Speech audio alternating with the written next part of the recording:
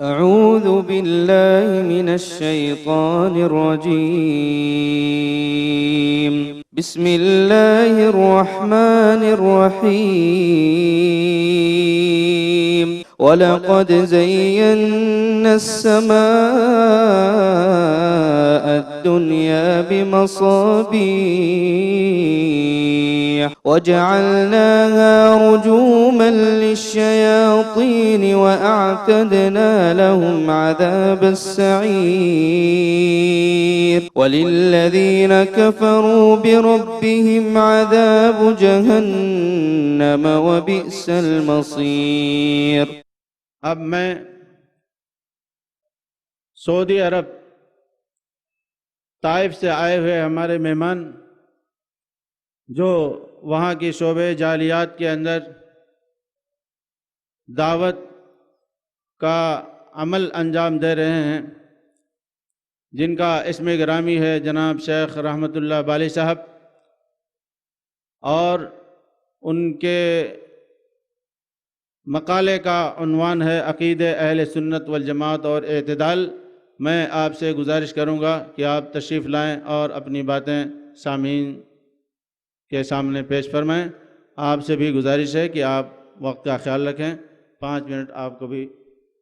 الحمدللہ والصلاة والسلام علی رسول اللہ وعلی آلہ وصحبہ اجمعین۔ اللہ تعالیٰ کی تعریف اور رسول اللہ صلی اللہ علیہ وسلم پر بے حد بے شمار درود و سلام کے بعد ہم اللہ سبحانہ وتعالیٰ کا اس عظیم نعمت پر شکر ادا کرنا چاہتے ہیں کہ اللہ تعالیٰ نے ہمیں اہل سنت والجماعت میں سے بنایا، اور اللہ سے یہی دعا ہے کہ اللہ تعالیٰ ہمیں اہل سنت والجماعت کے ساتھ قیامت کے دن بھی حشر کرے، جمع کرے۔ محترم سامعین کرام، جو موضوع ابھی مجھے دیا گیا ہے یا جس پہ مقالہ لکھا گیا ہے وہ منہج اہل سنت والجماعت کا اعتدال۔ اس سے پہلے کہ میں کچھ کہنا چاہتا ہوں کہ یہ جو اعتدال اصل یا وسطیت، یہ انسان کی بنائی ہوئی وسطیت نہیں ہے، یا یہ وسطیت جو آج ہمارے زمانے میں جس کو میانہ روی کہا جاتا ہے غیر کی زبان سے، وہ وسطیت نہیں ہے، بلکہ آپ نے سنا ہوگا علماء کرام سے ابھی تک کہ وسطیت جو افراط اور تفریط سے، غلو سے پاک ہو، وہ الحمدللہ ہمارا دین ہی ایسا دین ہے کہ یہ دین وسط ہے۔ اور اس کے بعد اہل سنت والجماعت، کیونکہ اس دین میں جب بگاڑ آیا اور اس کے بعد اس جماعت کا یہ کام رہا ہے کہ وہ اس دین کو اصلی شکل میں، اصلی صورت میں، جس طرح سے اللہ کے نبی علیہ السلام نے صحابہ کو سکھایا اور صحابہ نے اس پر عمل کیا، اللہ رب العالمین کی طرف سے ان کے اوپر خوشنودی اور ان کے اوپر رضا ہونے کا اعلان نازل ہوا قرآن کریم میں، تو وہی دین، اس کی حفاظت کرنا، یہ اعتدال ہے، یہ وسطیت ہے۔ یہ نہ سمجھے ہم کہ اعتدال کی ہم کہیں چھوڑیں اور کہیں لوگوں کے ساتھ کمپرومائز کریں، لہذا اس اعتدال کو اہل سنت والجماعت کا منہج، یہ منہج اعتدال ہے۔ یہ میں بتانا چاہتا ہوں کہ اس وقت سب سے پہلے اہل سنت والجماعت کے اس نام میں بھی غلو ہو چکا ہے۔ بعض شیعہ ان کا دعویٰ ہے کہ ہم اہل سنت والجماعت ہیں۔ ان کی دلیل یہ ہے کہ اللہ کے نبی رحمت عالم صلی اللہ علیہ وسلم نے آخر میں جو اس امت کے ذمہ کیا ہے وہ کتاب اللہ اور آل بیت، لہذا ہم آل بیت کو ماننے والے ہیں، اس لیے ہم اہل سنت والجماعت ہیں۔ اور اسی طرح سے بعض صوفیہ ان کا بھی یہ دعویٰ ہے کہ ہم اہل سنت والجماعت ہیں، लेकिन हम कैसे अहले सुन्नत वल जमात अपने आप को कह सकते हैं, उसके लिए इस्लाम में भी हमें एक मय्यार है और सल्फ़ सालिहीन ने उस मय्यार को हमारे सामने वाज़ेह कर दिया है। कुरान करीम में एहतिसाम किताबुल्लाह व सुन्नत का जो हमें हुक्म दिया गया है कि हम कुरान और सुन्नत के उस मनहज को उसी तरह से थामे रखें जैसे कि हमें अल्लाह ताला ने हुक्म दिया है। और अहले सुन्नत उसी का नाम है जो रसूलुल्लाह सल्लल्लाहु अलैहि वसल्लम के तरीक़ों को, रसूलुल्लाह सल्लल्लाहु अलैहि वसल्लम के बताए हुए उस मनहज को आपके और आपके सहाबा जैसा अमल करता है, वो अहले सुन्नत है। अगर इसमें जब भी कभी लोग खयानत करते हैं, उस वक़्त वो आदमी इनका मुंह तोड़ जवाब दे।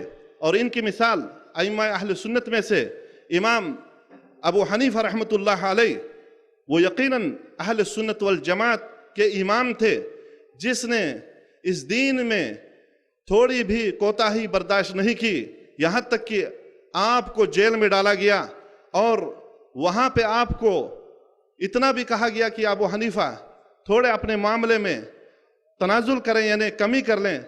लेकिन अबू हनीफा रहमतुल्लाह अलैह उसको ये शायद पूरी मालूमात भी थी और इस चीज़ पे उनका इतिकाद भी था कि अगर इस वक़्त इस वसत दीन वसत को या कुरान को या इस हदीस के मफहूम में मैं कोई ख़यानत करूं, अल्लाह तबारक तआला क़यामत के दिन मुझे मुआफ़ नहीं करेंगे। इसलिए इमाम अबू हनीफा का जनाजा भी जेल से निकलता है। ऐसे ही इमाम मालिक रहमतुल्लाह अलैह, मदीना की गलियां आज तक गवाह हैं कि इस इमाम ने अहले सुन्नत वल जमात के इस मनहज के एतदाल को लोगों के सामने पेश किया कि इमाम मालिक जो मदीना की उस मस्जिद में दर्स दिया करते थे जहाँ कि अल्लाह के नबी सल्लल्लाहु अलैहि वसल्लम नमाजें पढ़ाया करते थे, और उन्हीं जगहों पर इमाम मालिक को कोड़े मारे जा रहे हैं। जो लोग इमाम मालिक का चेहरा देख करके आपसे हदीसें सुना करते थे और कुरान के अहकामात सुना करते थे, इमाम मालिक रहमतुल्लाह अलैह को उसी चेहरे पर कालक डाली जाती है और मदीने के गलियों में उसे घुमाया जाता है। लेकिन इमाम मालिक फ़ख्र से कह रहे हैं, क्योंकि वह अहले सुन्नत वल जमात थे, कुरान और सुन्नत को अपने उस असल शक्ल में पकड़ करके उस पर अमल करना चाहते थे, कर रहे थे और कह रहे लोगों मैं अहले सुन्नत वल जमात हूँ। इसीलिए अक़ीदे में इन्हिराफ हुआ। कब हुआ? सबसे पहला अहले सुन्नत वल जमात में ये इन्हिराफ और तब्दीली कब बिगड़ा? ये अक़ीदा लोगों पहली सदी में माशाल्लाह लोग हज़रत अबू बकर सिद्दीक़ के ज़माने में बराबर कुरान और सुन्नत के मुताबिक चलते। उसके बाद हज़रत उमर फ़ारूक का ज़माना आया। अगर कोई भी इस कुरान और सुन्नत में या जो बताया हमारा अक़ीदा वसतियत का अक़ीदा है, इसमें अगर अफ़रात और तफरीत या कोई कमी पेशी करता, हज़रत उमर के कोड़े उस पर बरसते थे। उसके बाद हज़रत उस्मान का ज़माना आया तो ये मनहज पर लोग बाकी रहे। इसीलिए इस्लाम मशरिक़ और मगरिब में दाखिल जो फैल गया, लोग फ़ौज दर फ़ौज अरब और अजम से इस दीन में दाखिल होने लगे।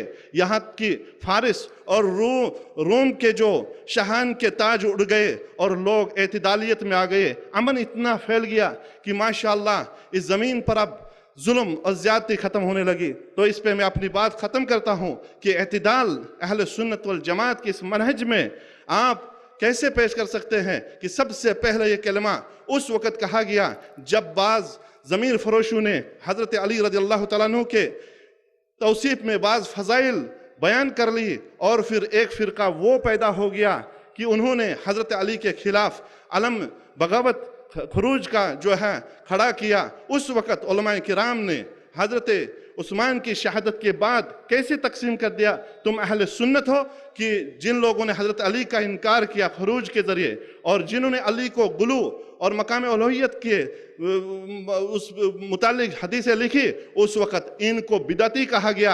और इसके मुकाबले में जो उस वक़्त उम्मत मुस्लिमा अपने सही मनहज पर थी, उनको अहले सुन्नत वल जमात कहा गया। इसीलिए ये एतदाल हम सब को अपनाना चाहे।